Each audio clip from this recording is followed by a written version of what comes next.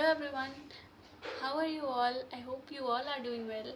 तो आज हम पढ़ेंगे सॉफ्टवेयर इंजीनियरिंग, एक पेपर है, उसका एक टॉपिक है SDLC। तो SDLC के बारे में हम पढ़ेंगे। एक बहुत ही ज़्यादा इम्पोर्टेंट टॉपिक है ये। इसका फुल फॉर्म होता है सॉफ्टवेयर, या फिर हम बोल सकते हैं सिस्टम डेवलपमेंट लाइफ साइकिल। तो इसको आप पूरा बोल सकते हैं सॉफ्टवेयर डेवलपमेंट लाइफ साइकिल। इसमें हम देखते हैं कि हमारा जो सॉफ्टवेयर है उसके बनने का जो पूरा एक लाइफ साइकिल होता है। जैसे एक फ्रॉग है, उसका जो लाइफ साइकिल होता है, उसके डेवलप स्टेज तक जो लाइफ साइकिल होता है उसे हम बोलते हैं मेटामॉर्फोसिस। तो वैसे ही जो सॉफ्टवेयर के डेवलपमेंट का लाइफ साइकिल है उसको हम बोलते हैं सॉफ्टवेयर डेवलपमेंट लाइफ साइकिल। तो सबसे पहले हम देखेंगे सॉफ्टवेयर जो SDLC है उसके कुछ स्टेजेस होते हैं या स्टेप्स होते हैं, या उसके कुछ फेजेस भी आप बोल सकते हो। तो सबसे पहला फेज जो होता है वो होता है प्लानिंग, इसे हम फिजिबल स्टडी भी बोलते हैं। दूसरा होता है एनालिसिस, फिर design, coding, testing, deployment and maintenance. अब हम इन सब को डिटेल में पढ़ेंगे। अब हम देखेंगे SDLC जो मॉडल अब हम देखेंगे SDLC का पहला फेज, जिसे हम प्लानिंग या फिजिबल स्टडी भी बोल सकते हैं। फिजिबल स्टडी क्या होता है? तो इस स्टेप में हम देखते हैं कि हमारा जो सॉफ्टवेयर है उसमें उसको बनाने के लिए जो क्लाइंट है उसकी रिक्वायरमेंट्स क्या क्या हैं। इसमें हम बेसिकली प्रॉब्लम को समझते हैं कि आखिर प्रॉब्लम है क्या। अब हमारे पास आ गया दूसरा फेज, यानी कि एनालिसिस। एनालिसिस में हमारे पास जो प्रॉब्लम आई है उसे सॉल्व कैसे करना है ये हम देखते हैं। जैसे कि इसमें जो यूज़र की रिक्वायरमेंट्स हैं उन्हें तो हम देखते ही हैं, यूज़र की रिक्वायरमेंट्स को कैसे हमें फुलफ़िल करना है वो हम इस फेज़ में देखते हैं, एनालिसिस वाले फेज़ में। अब ये जो थर्ड वाला स्टेप है इसमें डिज़ाइन, इसमें हम क्या करते हैं, जो एनालाइज्ड हमारा सॉफ्टवेयर है, मतलब सॉफ्टवेयर के जो रिक्वायरमेंट्स हमने एनालाइज किए हैं उसके बेसिस पे हम उसे डिज़ाइन करना स्टार्ट करते हैं। इसमें हमारे पास जो SDD का प्रोसेस आता है उसे हम बाद में पढ़ेंगे। तो डिज़ाइनिंग करते हैं हम सॉफ्टवेयर की। नेक्स्ट प्रोसेस हमारे पास फोर्थ प्रोसेस आता है इम्प्लीमेंटेशन का, या फिर हम इसे कोडिंग भी बोलते हैं। तो ये जो डिज़ाइंड सॉफ्टवेयर होता है, मतलब जो डिज़ाइन हमने बनाया होता है उस सॉफ्टवेयर का उस रिक्वायरमेंट के बेसिस पे, उसे हम इम्प्लीमेंट करते हैं या फिर उसकी हम कोडिंग करते हैं। अब नेक्स्ट स्टेप हमारे पास फिफ्थ स्टेप आता है टेस्टिंग का। टेस्टिंग में हम क्या करते हैं, जो कोडिंग हमने करी है उसमें कितने एरर्स हैं, कितने बग्स हैं, वो टेस्ट करने का काम होता है यहाँ पे। अब जब हमने एक बार टेस्ट कर लिया अपने पूरे सिस्टम को, यहाँ पे एनालिसिस करने के बाद डिज़ाइन बनाया, फिर कोडिंग किया, फिर टेस्टिंग किया, तो उसके ये पूरा स्टेप हो जाने के बाद हम उसे डिप्लॉय करते हैं। डिप्लॉयमेंट का मतलब होता है कि यूज़र के इन्वायरमेंट में सिस्टम को भेजना या फिर यूज़र को सिस्टम यूज़ करने के लिए दे देना। अब लास्ट स्टेप में हम देखेंगे कि मेंटेनेंस करी जाती है।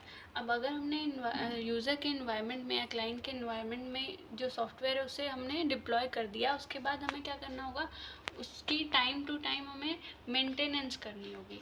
अब ये तो सॉफ्टवेयर है। अगर हार्डवेयर की हम बात करें, जैसे मान लीजिए हम AC लेके आए अपने घर में, एक हार्डवेयर है, AC लेके आए, तो अब क्या हुआ, हमने AC को एक बार डिप्लॉय करा लिया अपने घर में, फिर हम क्या करेंगे, उसकी मेंटेनेंस हमें सर्विसिंग करानी पड़ती है, हर 6 महीने में सर्विसिंग करानी पड़ती है। तो वैसे ही सॉफ्टवेयर का भी मेंटेनेंस बहुत इंपॉर्टेंट होता है, ताकि हमारा जो सॉफ्टवेयर है वो वेयर आउट ना हो जाए, वो अपडेटेड रहे। अब हम बात करेंगे SDLC के कुछ मॉडल्स के बारे में। अब अगर आपने जो पहले मैंने बताया था कि जो स्टेजेस होते हैं SDLC के, उसे आप ध्यान से पढ़े रहोगे तो आपको ये सारे मॉडल्स करने में बहुत इजी रहेगा। तो पहला मॉडल होता है वाटरफॉल, दूसरा प्रोटोटाइप, तीसरा इटरेटिव, चौथा स्पाइरल और पांचवा अजाइल। ये सबसे मॉडर्न मॉडल होता है, ये इसके बारे में भी हम पढ़ेंगे। तो अब हम इन सब के बारे में डिटेल में बात करते हैं।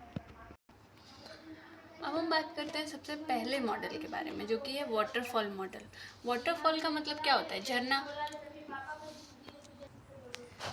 अब अगर हम झरने को देखें तो वो कैसे बहता है, एक सीक्वेंस में बहता है, वो वापस नहीं आ सकता है ना, वो डाउनवर्ड्स जाएगा लेकिन अपवर्ड तो वापस नहीं आ पाएगा। तो वैसे ही वाटरफॉल मॉडल में भी अगर एक बार हमने यूज़र से यहाँ पे फिजिबल स्टडी में पहले स्टेप में रिक्वायरमेंट ले ली और हम एनालिसिस के फेज़ में चले गए, तो फिर हमें आगे ही बढ़ना होगा, पीछे हम वापस आके यूज़र से फीडबैक या फिर रिक्वायरमेंट वापस नहीं चेक करा सकते हैं। तो सबसे पहले हमारे पास आता है फिजिबल स्टडी। अब SDLC के स्टेजेस में हमने देखा था फिजिबल स्टडी क्या होता है, तो अब डीप में नहीं जाएंगे, सिर्फ इसके स्टेप्स के बारे में बात करते हैं। दूसरा है एनालिसिस, तीसरा है डिज़ाइनिंग, चौथा है कोडिंग, टेस्टिंग एंड मेंटेनेंस। तो इसमें भी हम देख सकते हैं कि एक ही बार हम यूज़र से रिक्वायरमेंट ले रहे हैं और फिर हम इसमें आगे बढ़ते जा रहे हैं एक सीक्वेंस वाइज आगे बढ़ते हैं हम इसमें। अगर हम इसकी एडवांटेजेस की बात करें तो सबसे पहला इसका एडवांटेज क्या है कि ईजी होता है अंडरस्टैंड करने में। हमें पता है कि फिजिबल स्टडी के बाद एनालिसिस के बाद डिज़ाइन, मतलब एक सीक्वेंस है इसका, तो हमें ये समझने में बहुत ईजी रहता है। दूसरा है कि इसका लो कॉस्ट रहेगा, क्योंकि एक बार हमने फिजिबल स्टडी कर ली तो फिर हम एनालिसिस, डिज़ाइनिंग, कोडिंग, टेस्टिंग ये सारे फेजेस में जा सकते हैं आराम से, और इसमें ज़्यादा कॉस्ट भी नहीं लगेगा। अगर हम इसके डिसएडवांटेजेस की बात करें तो डिसएडवांटेजेस क्या हो सकते हैं कि इसमें जो रिक्वायरमेंट है हम यूज़र से सिर्फ एक ही बार ले सकते हैं, यानी कि यूज़र से हमारा जो कम्युनिकेशन है वो एक कम्युनिकेशन बैरियर भी हम इसको बोल सकते हैं। कम्युनिकेशन एक ही बार होता है हमारा यूज़र से, हम उससे बार बार नहीं रिक्वायरमेंट्स ले सकते, या फिर रिक्वायरमेंट्स को रीचेक नहीं करा सकते, या फिर फीडबैक नहीं ले सकते। टेस्टिंग के बाद जब हमने डिप्लॉय कर दिया तो फिर हम मेंटेनेंस उसका करते रहेंगे, पर वापस अगर हम चाहें कि रिक्वायरमेंट्स को चेक करा लें तो फिर हमें उस स्टेज में पूरे प्रोसेस के साथ जाना पड़ेगा। दूसरा हम कह सकते हैं कि इसमें रिस्क बहुत ज़्यादा होता है, क्योंकि हम जो यूज़र है, जो क्लाइंट है, उससे एक ही बार मिल रहे हैं, एक ही बार हम उससे रिक्वायरमेंट्स ले रहे हैं, तो हमारे पास एनालिसिस के बाद डिज़ाइनिंग, कोडिंग, टेस्टिंग, इन सारे स्टेप्स में रिस्क कहीं भी आ सकता है और फिर हम वापस यहाँ पे मुड़ के नहीं आ सकते हैं, इसलिए ये इसका एक डिसएडवांटेजेस भी है। अब दूसरी बात, हम इसका यूज़ कहाँ करते हैं, तो पहली बात तो हम यूज़ करते हैं कि जब जो यूज़र है या जो क्लाइंट है वो रिक्वायरमेंट्स के बारे में पूरी तरह जानता हो, यानी कि उसका जो मोटिव है या फिर जो उसकी रिक्वायरमेंट है या जो उसकी नीड है वो क्लियर हो उसके माइंड में कि मेरी नीड क्या है, मुझे रिक्वायरमेंट्स, मतलब मेरे जो सॉफ्टवेयर है उसमें मुझे क्या क्या फ़ीचर्स चाहिए। अगर उसे क्लियर है तो सही है, फिर हम यहाँ पे उससे रिक्वायरमेंट्स लेंगे और पूरे स्टेप्स को फॉलो करके उसे वापस डिप्लॉय कर देंगे सॉफ्टवेयर को, तो वो सही है, तो हम उस जगह पे यूज़ कर सकते हैं। लेकिन अगर उसकी रिक्वायरमेंट्स फिक्स नहीं है, क्लियर नहीं है, तो हम वाटरफॉल मॉडल को बिल्कुल भी सपोर्ट या फिर उसका यूज़ नहीं कर सकते हैं। दूसरा क्या है कि अगर हम ऐसी जगह पे यूज़ कर सकते हैं वाटरफॉल मॉडल का जहाँ पे प्रोजेक्ट छोटा हो। अगर प्रोजेक्ट छोटा होगा तो हम एक ही बार में, एक ही इटरेशन में पूरे स्टेप्स को फॉलो करते हुए सॉफ्टवेयर जल्दी से बना के उसे दे सकते हैं। पर अगर बड़ा होगा तो उसमें रिस्क होगा तो हमें इसमें रिस्क एनालिसिस का कोई फीचर नहीं मिलता, तो ये वहाँ यूज़ नहीं हो सकता है। अब हम देखेंगे प्रोटोटाइप मॉडल। प्रोटोटाइप का मतलब क्या होता है? एक प्रोटोटाइप का मतलब एक हम ब्लूप्रिंट बना दे रहे हैं या फिर हम एक जल्दी से एक शॉर्ट डिज़ाइन बना दे रहे हैं या एक मॉडल बना दे रहे हैं। तो अगर प्रोटोटाइप मॉडल की हम बात करें, सबसे पहले हम रिक्वायरमेंट गैदर करते हैं, रिक्वायरमेंट गैदरिंग का प्रोसेस होता है यहाँ पे।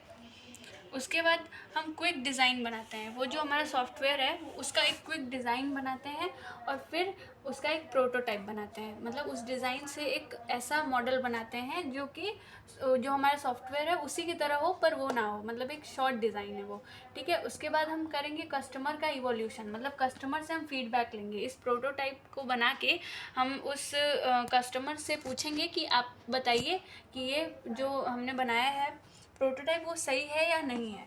अगर वो सही नहीं है, अगर कस्टमर का इवोल्यूशन हमने किया और कस्टमर ने कहा कि नहीं, ये जो आपने प्रोटोटाइप बनाया है ये मेरे रिक्वायरमेंट्स को फुलफ़िल नहीं करता है, तो हम क्या करेंगे, उस रिक्वायरमेंट को रिफ़ाइन करेंगे। मतलब जो भी हमें पहले रिक्वायरमेंट मिली हो और जो अब रिक्वायरमेंट मिली है उसमें हम देखेंगे कि क्या क्या ऐसा है जो हम उसमें पॉजिटिवली बढ़ा सकते हैं या फिर उसमें से हटा सकते हैं। अगर कस्टमर ने बोला हाँ ये प्रोटोटाइप बिल्कुल सही है, अगर येस बोल दिया तो हम आगे बढ़ेंगे, डिज़ाइन करेंगे, इसी प्रोटोटाइप का डिज़ाइन करेंगे, कोडिंग करेंगे, टेस्टिंग करेंगे और फिर डिप्लॉयमेंट के बाद मेंटेनेंस करेंगे। तो एक प्रोटोटाइप मॉडल हमें एक फ़ीचर देता है प्रोटोटाइप बनाने का।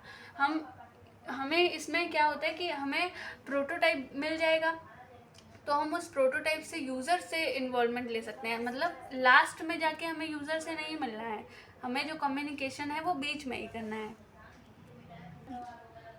तो इसमें इसके एडवांटेजेस अब हम देख लेते हैं। इसके एडवांटेजेस क्या हो सकते हैं। पहला इसका एडवांटेज हो सकता है कि हमें अर्ली एरर डिटेक्शन हो जाता है। मतलब जो एरर है अगर इसमें स्टेप्स में कोई एरर होगा तो हमें पहले ही पता चल जाएगा, क्योंकि यहीं पे रिक्वायरमेंट, क्विक डिज़ाइन और बिल्डिंग प्रोटोटाइप के बाद ही हम कस्टमर से इवोल्यूशन ले रहे हैं। तो अगर कोई एरर हुआ या फिर अगर कोई प्रॉब्लम हुई सॉफ्टवेयर में तो वो हमें पहले ही पता चल जाती है। दूसरा इसका एडवांटेज हो सकता है कि यूज़र का इन्वॉल्वमेंट होता है। जैसे हम देखें अगर वाटरफॉल मॉडल में जो हमने इससे पहले पढ़ा था, तो उसमें हम सिर्फ एक ही बार यूज़र से बात कर रहे थे और फिर हमें पूरा स्टेप फॉलो करना पड़ रहा था और बाद में डिप्लॉयमेंट हो जा रहा था। बीच में हम कहीं यूज़र का इन्वॉल्वमेंट नहीं ले रहे थे, पर इसमें बीच में ही हमें यूज़र का इन्वॉल्वमेंट हो जाता है और हम उससे बात करके यहीं से अपना जो हमारे स्टेप्स हैं उनको और क्लियरली अच्छे से कर पाते हैं। अब अगर हम बात करें इसके डिसएडवांटेजेस की, तो पहला इसका डिसएडवांटेज हो सकता है कि हमारा टाइम और कॉस्ट दोनों बढ़ जाएगा, क्योंकि हम यहाँ पे यूज़र का इन्वॉल्वमेंट ले रहे हैं। अगर पहली बार यूज़र ने कहा कि मुझे फ़ोन कॉल वाला फीचर चाहिए और दोबारा हमने प्रोटोटाइप बनाया, फिर यूज़र से पूछा, उसने कहा कि नहीं मुझे वीडियो कॉल का भी फीचर चाहिए, तो क्या होगा, हमें फिर से कॉस्ट तो लगेगा ही और हमें टाइम भी ज़्यादा लगेगा, क्योंकि हमने एक बार फ़ोन कॉल के लिए प्रोटोटाइप बनाया, फिर हम फ़ोन कॉल और वीडियो कॉल दोनों के लिए प्रोटोटाइप बनाएंगे और फिर आगे के स्टेप्स फॉलो करेंगे, तो कॉस्ट और टाइम दोनों बढ़ जाएगा।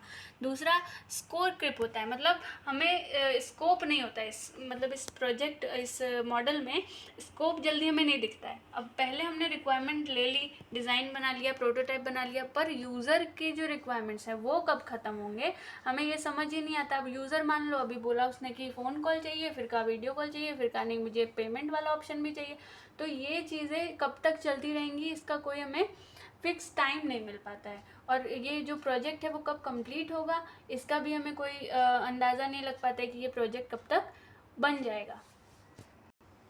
अब हम प्रोटोटाइप को यूज़ कहाँ कहाँ कर सकते हैं। सबसे पहले तो हम इसे यूज़ कर सकते हैं ऐसे प्रोजेक्ट्स में जहाँ पे यूज़र को रिक्वायरमेंट्स क्लियर ना हो। अगर रिक्वायरमेंट्स क्लियर नहीं होंगी तो वाटरफॉल में हम ये यहीं कर सकते थे। वाटरफॉल में ये ज़रूरी है कि जो रिक्वायरमेंट्स हैं यूज़र की वो क्लियर होने चाहिए, लेकिन प्रोटोटाइप में अनक्लियर होंगे रिक्वायरमेंट्स, तभी तो हम बार बार यूज़र से यूज़र का इन्वॉल्वमेंट लेके और फिर से प्रोटोटाइप बना सकते हैं।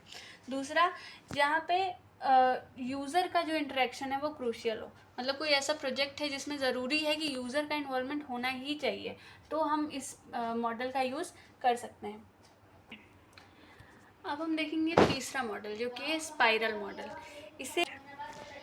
इस मॉडल को बैरी बोहम ने प्रपोज़ किया था इन 1988 और इसमें एक नया फीचर ऐड ऑन होता है जिसे हम कहते हैं रिस्क एनालिसिस। अब ऐसे कोई प्रोजेक्ट्स जिसमें हमें रिस्क लेना हो उसमें हम इस मॉडल का यूज़ कर सकते हैं। तो सबसे पहले तो अगर हम देखें तो ये स्पाइरल मॉडल है, स्पाइरल की तरह इसका डायग्राम भी बनेगा। स्पाइरल का मतलब क्या है, ये इटरेशंस हैं, ये जितनी बार घूमेगा उतने इटरेशंस हम फॉलो करेंगे अपने प्रोजेक्ट को आगे बढ़ाने के लिए। सबसे पहले हम रिक्वायरमेंट्स गैदर करेंगे, उसके बाद हम रिस्क एनालिसिस करेंगे कि इस प्रोजेक्ट में कितना रिस्क हो सकता है, उसके बाद हम इम्प्लीमेंट करेंगे और डिप्लॉय कर देंगे और फिर नेक्स्ट स्टेज के लिए फिर से प्लान करेंगे यूज़र से इन्वॉल्वमेंट होने के बाद। इसका हम अगर एडवांटेज देखें तो इसका एडवांटेज कि हमें फ्रीक्वेंट फीडबैक मिलता रहता है। जैसे ही हम यहाँ डिप्लॉयमेंट में जाएंगे हमें फिर से फीडबैक मिलेगा और फिर से हम अपने इटरेशन को दोहरा सकते हैं। दूसरा है कि इसमें रिस्क एनालिसिस का हमारे पास फीचर है, हम रिस्क एनालिसिस कर सकते हैं। इसके डिसएडवांटेजेस की अगर हम बात करें तो अगर कोई छोटा प्रोजेक्ट है तो हम इसका यूज़ नहीं कर सकते, क्योंकि छोटे प्रोजेक्ट में हमें पता होता है कि रिस्क कहाँ पे हो सकता है। हाँ, ये बड़े प्रोजेक्ट्स में यूज़ हो सकता है क्योंकि बड़े प्रोजेक्ट में रिस्क ज़्यादा होता है और इसके लिए हमें एक्सपर्टाइज जो लोग होते हैं उनकी ज़रूरत होती है। क्योंकि अब कोई ऐसा आदमी जिसे कोई बिल्कुल फ्रेशर है, बिल्कुल उसे कोई अंदाज़ा ही नहीं है कि कितना रिस्क हो सकता है किसी प्रोजेक्ट में, उसे एक्सपीरियंस ही नहीं है, तो हम कैसे उससे पूछ सकते हैं कि कितना रिस्क हो सकता है हमारे प्रोजेक्ट में। तो इसीलिए हमें एक्सपर्ट लोगों की ज़रूरत होती है इस मॉडल के लिए। दूसरा, हम इसका डिसएडवांटेज कर सकते हैं कि इसमें टाइम कंज्यूमिंग बहुत होता है, क्योंकि हम इटरेशंस फॉलो करते रहेंगे जब तक यूज़र की जो रिक्वायरमेंट्स है वो फुलफ़िल नहीं हो जाती है, और रिस्क एनालिसिस भी है तो टाइम कंज्यूमिंग हो जाता है ये प्रोसेस, ये मॉडल। अब हमारे पास आता है फोर्थ मॉडल, SDLC मॉडल, जिसे इटरेटिव मॉडल भी कहते हैं। इटरेटिव मॉडल को हम एक कॉम्बिनेशन कह सकते हैं वाटरफॉल प्लस प्रोटोटाइप मॉडल का, क्योंकि इसमें क्यों कहते हैं, क्योंकि वाटरफॉल की तरह इसमें भी सिस्टमेटिक ढंग से हम चलते हैं। और दूसरा जो प्रोटोटाइप है उसका फीचर ये है कि इसमें भी हम बार बार अपना जो एक इटरेशन में जो हमारे पास प्रोटोटाइप बना या जो मॉड्यूल बना उसे हम यूज़र को दिखाते हैं, और फिर अगर यूज़र ने कहा कि नहीं नहीं मुझे ये वाले रिक्वायरमेंट्स नहीं चाहिए, कुछ और ऐड ऑन करिए, तो फिर हमें उन इटरेशंस को फॉलो करके और बार बार ऐसे करते करते जब तक यूज़र की जो रिक्वायरमेंट्स है वो फुलफ़िल नहीं हो जाती, उसकी नीड्स पूरी नहीं हो जाती, तब तक हम इसे बनाते रहते हैं और लास्ट में इसे बना के हम डिप्लॉय कर देते हैं। तो इटरेटिव मॉडल इसको क्यों कहते हैं, क्योंकि इसमें बहुत सारी इटरेशंस हमें फॉलो करनी पड़ती हैं। इसका कुछ एडवांटेज देख लेते हैं। इसके एडवांटेजेस हैं कि इसमें इशू अगर है तो जल्दी जल्दी डिटेक्ट हो जाता है, यानी एरर जल्दी फाइंड आउट हो जाते हैं। हमें डिज़ाइन करना है, इम्प्लीमेंट करना है, एनालिसिस करना है, उसके बाद यूज़र को एक बार दिखाना है। तो यूज़र अगर कुछ भी इसमें इशू रहेगा, यूज़र के रिक्वायरमेंट्स फुलफिल नहीं हो रही होंगी, तो वो हमें तुरंत बता देगा और फिर हम नेक्स्ट इटरेशन में उसे सुधार सकते हैं। तो ये एक इसका एडवांटेज है। दूसरा एडवांटेज की फ्लेक्सिबिलिटी ऑफ चेंज होता है। हम इसमें चेंजेस कई बार ला सकते हैं। जैसे वाटरफॉल मॉडल में ऐसा नहीं था। वाटरफॉल मॉडल में हम यूज़र से एक बार कम्युनिकेट करते थे, उसके बाद हमें कभी भी ये नहीं था कि चेंज कर सकते हैं, हम रिक्वायरमेंट्स को चेंज नहीं कर सकते जब तक डिप्लॉय नहीं करेंगे, ऊपर नहीं जा पाएंगे। और फिर हम उस जो हमारे जो प्रोसेसेस हैं, जो स्टेप्स हैं, उसमें फंसे रह जाते थे। हम फिर वापस जाके यूज़र से इन्वॉल्वमेंट नहीं ले पाते थे। लेकिन यहाँ पे इटरेटिव मॉडल में क्या होता है, डिज़ाइन, इम्प्लीमेंट और एनालिसिस के बाद हम यूज़र की इन्वॉल्वमेंट एक बार लेते हैं और यूज़र से हम पूछते हैं कि आपकी रिक्वायरमेंट जो है वो यहाँ फुलफ़िल हुई कि नहीं हुई। अगर यूज़र ने कहा कि हाँ हो गई तो ठीक है, हम वहाँ डिप्लॉय कर देंगे। पर अगर यूज़र ने कहा नहीं हमें ये चीज़ एड ऑन करनी है या फिर ये चीज़ हटानी है, तो फिर हम नेक्स्ट इटरेशन में उसे मॉडिफाई कर सकते हैं।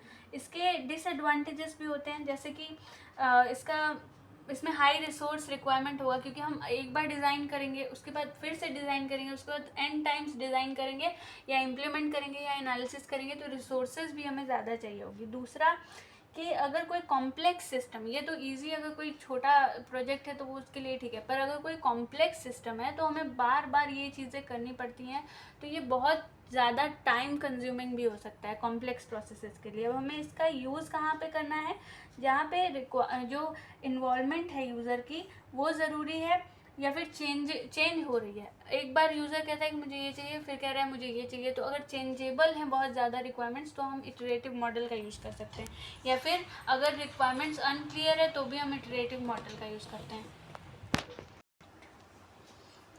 अब ये जो फिफ्थ मॉडल है जिसे हम कहते हैं अजाइल मॉडल, इसमें क्या होता है, अजाइल मॉडल एक बहुत ही अभी रिसेंट में जो यूज़ किए जा रहे हैं मॉडल, उनमें से अजाइल मॉडल है, बहुत ही मॉडर्न है ये। तो सबसे पहले हम देखते हैं रिक्वायरमेंट को इसमें मॉड्यूल वाइज डिवाइड कर दिया जाता है, या फिर हम कह सकते हैं सॉफ्टवेयर को ही मॉड्यूल वाइज डिवाइड कर दिया जाता है। अब जैसे हम एग्जांपल ले सकते हैं व्हाट्सएप का। व्हाट्सएप जब सबसे पहले आया था तो उसमें क्या था, सिर्फ फ़ोन कॉल का फीचर था, हम उससे सिर्फ कॉल कर सकते थे, वॉइस कॉल कर सकते थे। लेकिन फिर वो एक मॉड्यूल था, फ़ोन कॉल का मॉड्यूल था। उसके बाद हमारे पास आया वीडियो कॉल का मॉड्यूल। उसके बाद ऐसे करते करते अभी हमारे पास पेमेंट का भी ऑप्शन आ गया कुछ महीनों से। तो हम क्या देख रहे हैं इसमें कि इसमें एक मॉड्यूल बना के डिप्लॉय कर दिया जाता है, उसके बाद दूसरा मॉड्यूल बना के उसमें ऐड ऑन किया जाता है। मतलब यूज़र का फीडबैक इसमें बहुत इंपॉर्टेंट होता है।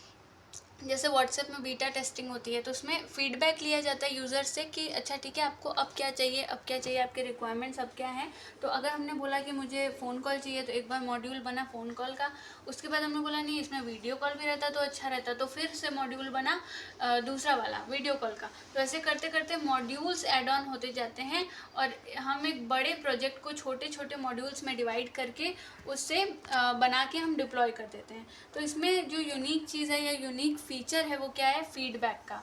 हाँ, आप अगर पहले वाले मॉडल्स में देखें तो फीडबैक उसमें नहीं रहता था, या फिर यूज़र का इन्वॉल्वमेंट इतना ज़्यादा नहीं रहता था। दूसरी इसमें क्या है नया फीचर कि इसमें मॉड्यूल्स हैं।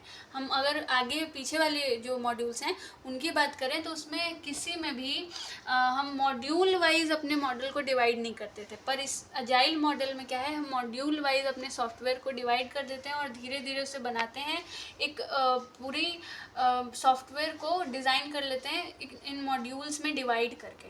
तो सबसे इम्पॉर्टेंट हम अजाइल मॉडल को बोल सकते हैं। एडवांटेजेस क्या है इसके कि ये फ्लेक्सिबिलिटी है और अडेप्टेबिलिटी इसके एडवांटेजेस हैं। जैसे फ्लेक्सिबिलिटी क्यों, क्योंकि हम देख रहे हैं कि यहाँ पे जाके हम फीडबैक ले रहे हैं और फिर हम चेंज कर ले रहे हैं अपने सॉफ्टवेयर को। चेंज पूरा नहीं कर रहे हैं पर उसमें कुछ ऐड ऑन कर रहे हैं, मॉडिफाई कर रहे हैं, तो इसमें फ्लेक्सिबिलिटी का ऑप्शन होता है। और अडेप्टेबिलिटी, हमें जो भी वर्जन चाहिए, हमें जो भी नए फीचर्स चाहिए, हमारा सॉफ्टवेयर कभी वेयर आउट नहीं होगा, वो हमेशा अपडेट होता रहेगा। तो अडेप्टेबिलिटी भी हम बोल सकते हैं एडवांटेज।